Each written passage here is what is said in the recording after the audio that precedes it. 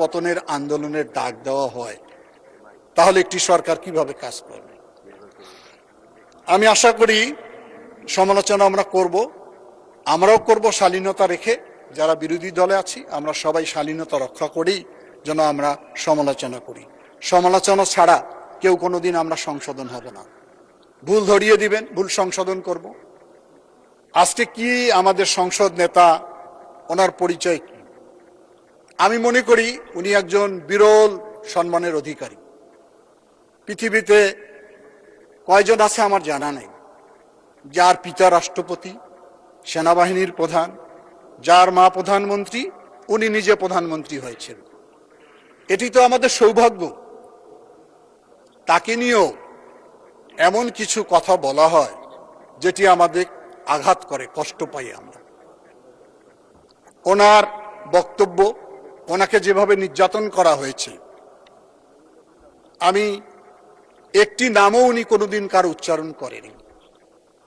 পতিত সরকারের প্রধানমন্ত্রী তুই বলে বলছে, তুই আয় বাংলাদেশে। এত নির্যাতনের পরে সে নামটাও কিন্তু কোনো উচ্চারণ করেন না। কত বিনয়ের সঙ্গে, কত সাধারণভাবে দেশ পরিচালনা করছে। আমরা তাকে সহযোগিতা করি। জিয়াউর রহমানের প্রতিচ্ছবি তো তার মধ্যে রয়েছে। আপনারা সবসময় জিয়াউর রহমানকে শ্রদ্ধা করেন, এই জন্য আপনাদেরকে আমি ধন্যবাদ জানাই। আপনারা আমাদের প্রিয় নেত্রী বেগম খালেদা জিয়াকে শ্রদ্ধার সঙ্গে স্মরণ করেন, সুতরাং তার উপর আস্থা বিশ্বাস আপনারা রাখতে পারেন। তাকে সহযোগিতা করেন।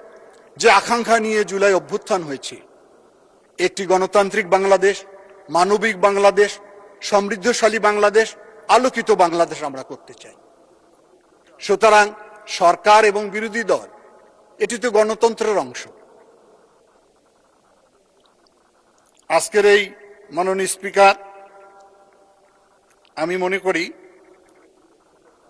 আমরা যদি সম্মান করতে না পারি তাহলে নিজেও কোনোদিন সম্মানিত হব না। আমার এখানেই সবচেয়ে বেশি কষ্ট লাগে।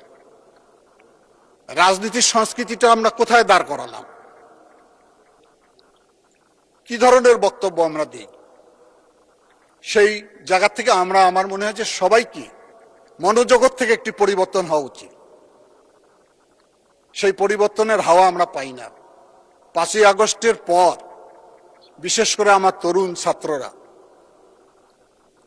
যে আন্দোলনে ভূমিকা রেখেছিল, যুগের ইতিহাস যদি আমরা পর্যালোচনা করি, যারা আন্দোলন করেন তারা যখন জনগণের ম্যান্ডেট চায়, জনগণ কিন্তু তাদেরকেই ম্যান্ডেট দেয়। সাধারণত 91 সালে বিএনপি, 90তে বিএনপি আন্দোলন করেছে, জনগণ ঠিক 91 নির্বাচনে দেশনেত্রী বেগম খালেদা জিয়াকে রাষ্ট্র ক্ষমতায় পাঠিয়েছে।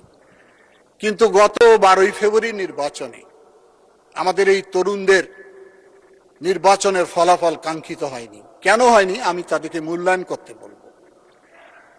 আমি আশান্বিত হয়েছিলাম যে একটি তরুণ সমাজের রাজনৈতিক দল জাতি গঠনে তাদের বুদ্ধিমত্তা, তাদের দেশপ্রেম দিয়ে দেশকে এগিয়ে নিয়ে যাওয়ার জন্য তারা ভূমিকা রাখবে।